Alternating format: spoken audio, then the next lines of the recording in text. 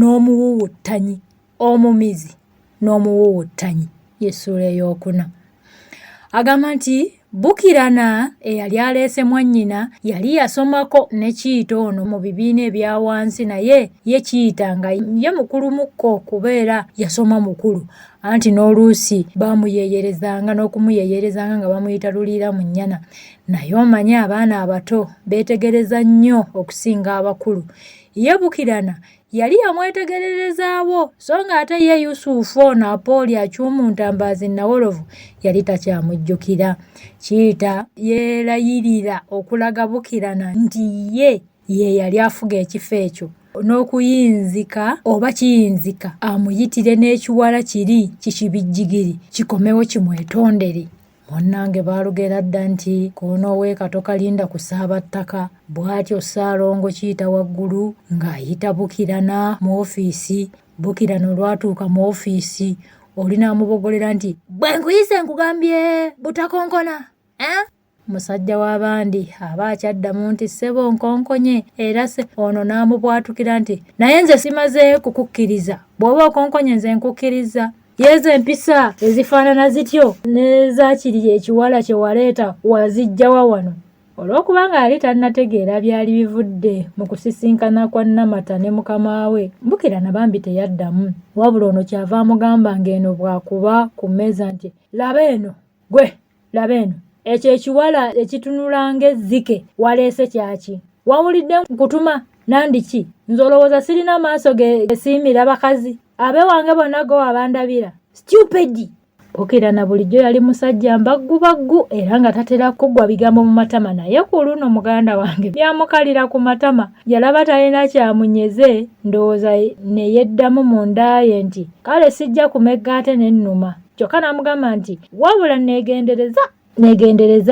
Weegendereze nnyo. Tozannya na musota. Owulira gwe Bukirana? Bukirana bwe yaddayo eka n'anyumizaako Namata, ne Namata n'anyumiza Bukirana, bombi ne baseka nnyo. Era Bukirana nga bw'ageegeenya Kiita nti egendereze nnyo, tazannya na musota. Ate nga we yeebuuza nti kyagamba nti talabanga ku bantu bakwata misota. Ekiro ekyo Kiita yasula akulungutana. Yali tafunanga ku mukazi yenna mugaana mu abasajja mulina engeri kitebo gye mwepampalika. Tasina mukazi aŋŋaana gwani, kubanga mbw'olina ssente tafunanga mukazi amugaana. Kibijjigiri yamugaana. Ne bwe yali tannagaggawala abakazi ng'ayeza lweyo naye ate kati. Ate bwe yava eyo n'alowooza Bukirana ono, era n'aweera enkolokoto nti bwe litambulye linaalyanze, nyaabula ennyaanya linaalyanze. Kakati ku makya ye yasooka. Olaba entalo bannaye teziva wala ku mirimu. Entalo teziva wala.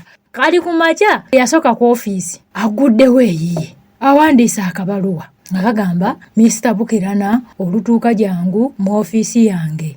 OS nga 10 Januari 1975. Ne Bukirana bwe yatuuka olwasoma akabaluwa ng'agenda mu ofiisi ya mukama we. Zaali ssaawa 2:07. Kiita olwalaba ku Bukirana teyamulinda na kutuula, n'amucunga nti bwe nabadde nkuwa omulimu wano nakugambye kutuuka ssaawa mmeka? Kooli nti 2 mukama wange. Ono kwe kubwatuka nti kati zino ze 2. Bukirana kwe kwetonda nti ssebo mbadde nveeka bwe nti omwana wa mulirwana wange n'agwa mu nsaka y'obuugi ne bumwokya ssebo, yenna ate n'alunguula nga mwami Nyanzi omusomesa waffe, ndowooza omujjukire yatusomesa nga bwe yatugamba nti mulirwana w'omuntu ye muganda we ddala. Yali akyannyonnyolako mbu simanya musomesa waabwe yabagamba. Ono n'amubogolera nti sirikaweri, ebyatwasoma ffenna byerabire wano tebikola. Oteekwa okukwata amateeka oba okuleka omulimu. Mbu mulirwana w'omuntu ye muganda we, nga mulirwana we yali takuwanga mulimu. Ate olwasirisa ebyo n'ayogera mu ddoboozi erikkakkamu nti kye nabadde nno nkuyitidde kiri nti emirimu gimpitiriddeko obungi. Ate bwe nnaamaze ne ndaba nga ggwe munnange bwe twasoma era ggwe oyinza okunnyambako n'okuva olwaleero ojja kubeera mubeezi wange mu sitoowa. Okuterekanga ebintu n'okubigabanga tulina ebisumuluzo 2, ekimu kiikyo kansigazeeko ekimu. Ekikulu mu mulimu guno bwesigwa.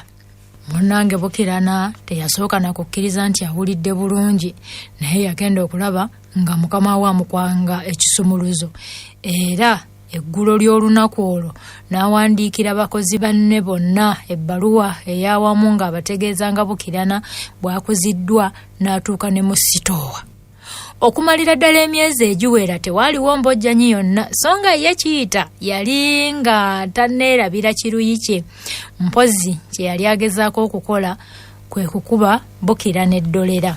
Munnange nga wayiseewo ebbanga, Kiyita yayita omu ku bawala abakola awo n'amugamba nti, Nansikombi, nina ekizibu, naye anaakimmalira ekirabo kye nnaamuwa anaakwasaako 2. Nansikombi yabeeranga awo bambi nga muwala munakunaku era ng'engoye ezize ng'azigula omwo mukunkumula agula mivumba bambi, buli agula emivumba aba munakunaku ekaate naawe. Kati bwe yawulira eby'ekirabo ne yeebaza eyali agguddewo ku olwo oluggi, kwe kugamba mukama we nti, Ssebo, ne bw'onontuma emagombe nzija bannange, abantu nga balayira ebintu ebizibu.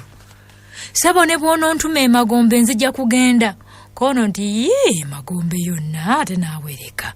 Nze njagala okufiirwa omuwala afaanananga ggwe. Nze nkusaba kunnyamba okunzigirawo akalenzi kano ka Bukirana. Ko Nansikombi nti, kyokka era akasajja ako.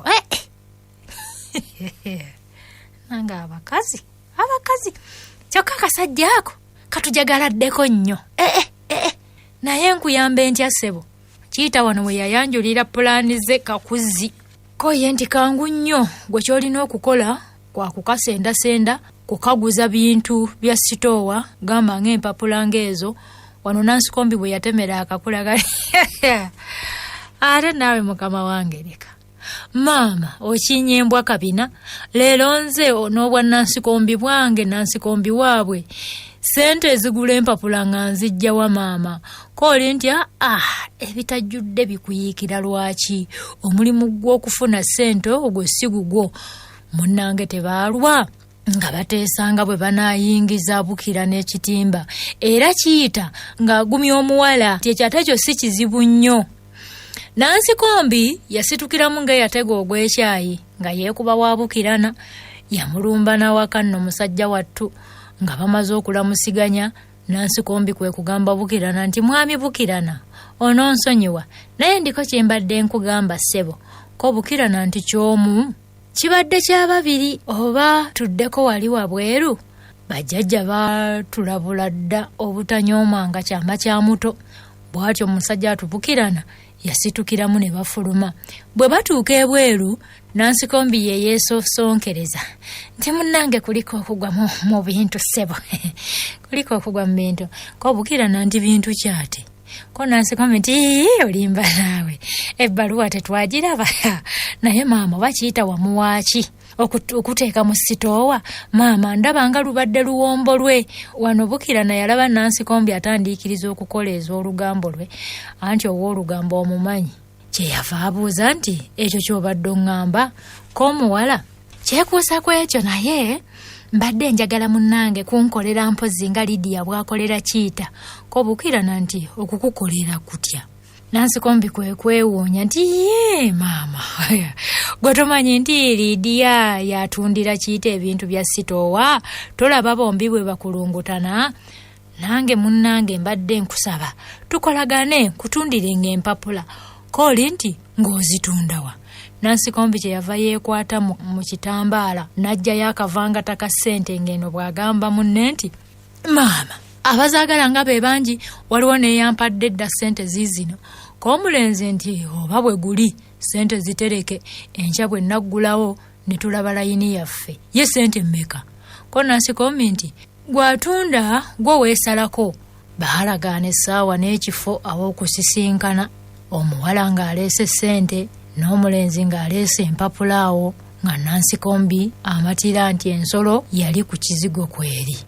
Yadduka za mbwa okukakana ng'atuuse ewa Kiyita ng'abimuyitiddemu, ne Kiyita teyabandaala ng'atemya ku maneja nti omulenzi omupya mubbi nga bayimbula bawanvu na bampi kugenda kumubega era essaawa endagaanye baagikwata kalimi nga bagwa kava. Munnange ne Kiyita nno teyalutumirwa mwana anti naawe ogumanyi gwolekera abato. Kati ku ssaawa yennyini endagaanye Bukirana ng'ajja n'ekitereke era nga kiri mu kibookisi kipya. Omuwala yamusanga ateze busanafu. Omuwala ng'abala ssente zaali nnyingi nnyo nno ng'azikwasa Bukirana. Bukirana ng'amukwasa kibookisi. Munnange omuwala aba yeetikka ekibookisi ati omusirikale n'abwatukanga era ddu nti mwembi muli bakwata. Kwata ye yaddirirawo nga Kiyita naye we yaviirayo ne yeekobagoza nti yiiya Bukirana emmwanyi gye weesiga yeetebaamu mulamwa. Bukirana okoze eki kino? Kale tugende wa maneja. Olwo nno nga n'emikono musajja wattu Bukirana bagitadde gye gitaliira ntungo bagizizza emabega. Wabula y'omuwala baamuta baamutwala egigye awuuba miwuuba embuye nga tayinza kutoloka. Bwe batuuka ewa maneja yayogeramu kimu nti zino ensonga za poliisi naye baba tebannamutwala. Bukirana n'agamba nti sebo maneja kino sikitegeera. Wano Kiyita we yamuliira ekimuli nti onookitegeerera ku poliisi eyo ababbi bonna gye bategeerera. Wano maneja omulenzi yamuwa omukisa okwennyonnyolako newankubadde buli omu yali akiraba bulabi nti teyalina kyannyonnyola. Bukirana yasaba maneja basumulule ekibookisi kino balabe ebirimu. Ekyo nno maneja yakikkiriza wadde Kiyita yakiyita kyakumala biseera. Munnange nga basumulula kibookisi ebintu ebyalimu byali bisibiddwa mu mpapula nga bingi.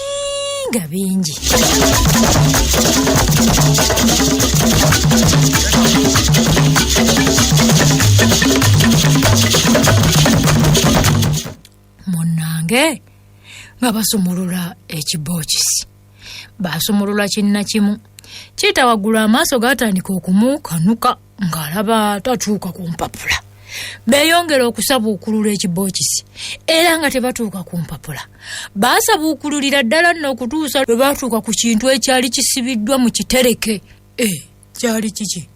Ekintu kyali kisibiddwa bulungi nnyo era mu kusooka Kiyita yaddamu omutima nti ne bwe zitaabeera empapula era binaaba ebyamaguzi ebirala gwate nkuwawaabidde akuviirako awo munnange. Wabula kyamubuukako kubanga gye baakoma okusumulula ekibookisi gye baakoma obutatuuka ku kye baali basuubira okutuusa lwe baakimalako. Ekibookisi kyali addayi ekibookisi baagisumulula paka lwe baakimalako nga tebatuuse. Yakisiba atyo n'omulenzi Bukirana. Ana obusajja Bukirana nno mulimu obusajja obukujjukujju. Munnange tebalina kye baasumulula baaviiramu awo baavaawo buggo. Kiyita yatunula ku muwala n'amubuuza kye yaliko. Nansikombi wano nga yenna aswadde we saagala mukazi mukwatira mu bubbi. Kiba kibi nnyo mukazi mukwatira mu bubbi. Kali bwe yali aswadde we yagambira Kiyita nti sebo nze nandibuuzizza ky'oliko muzannyo nanti kikatego. Gwe kennyini gwe wangambye nti tugende tukwate Bukirana ate naye yali tannamalayo byafukumula. Kiyita n'amwesooka nti Nansi olano n'erinnya alisazeeko. Nansi kombi ampisa Nansi. Bw'atyo bwe yamweyitiranga. Lwaki oli wankwe?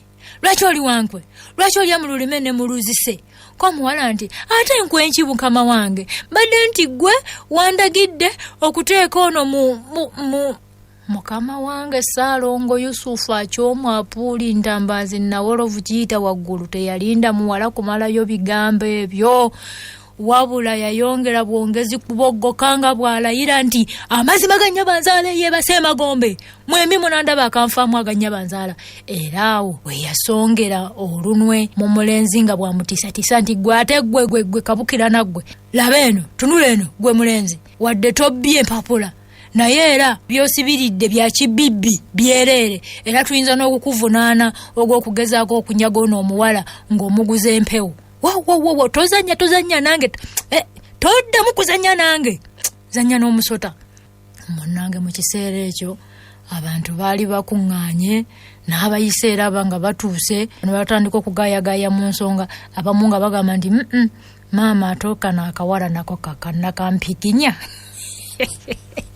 anakampiginya ekyakatutte Bukirana kiki ndowooza kabbi kennyini kaabandi nti si kabbi akawala ako si ke kanaaba akabbi wabula ono Bukirana kaabalala nti Bukirana si ye mubbi wabula oli omwami oli matankane kiri kimatankane bannange olwo nno nga bali ku Yusufu Acyomu Apuuli Ntambaazi Nawolovu kiyita waggulu munnange kituufu omwogezi alaba naye ekimutta.